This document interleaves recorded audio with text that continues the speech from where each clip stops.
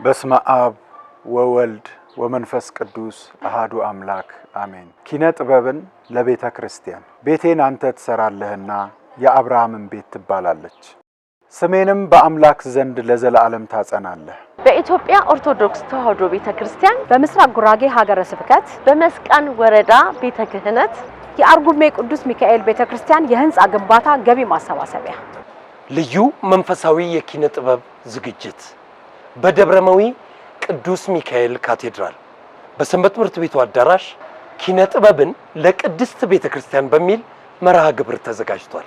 በእለቱም ወግ፣ ግጥም፣ ቃለ እግዚአብሔር፣ ዝማሬ፣ ድራማና ኪነ ጥበብ ዝግጅቶች ይቀርባሉ። ሊቃነ ጳጳሳት፣ አርቲስቶች፣ መምህራነ ወንጌል፣ ዘማሪያንና የክብር እንግዶችም ይገኛሉ። ስለዚህም ተባብረን የቅዱስ ሚካኤልን ቤት እንስራ። እርዳና እርዱን ይርዳችሁ። አቤት ተባበሩን። ደከምን አትድከሙ። በሰላም ወጣችሁበት ቤት በሰላም ግቡ።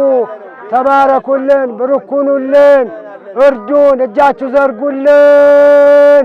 ሰኔ 29 ከቀኑ 6 ሰዓት ተኩል እስከ 11 ሰዓት ቦታው ከአውቶቡስ ተራ ወይም ከመናኸሪያ ከፍ ብሎ ደብረመዊ ቅዱስ ሚካኤል ቤተክርስቲያን ወይም አዲሱ ሚካኤል።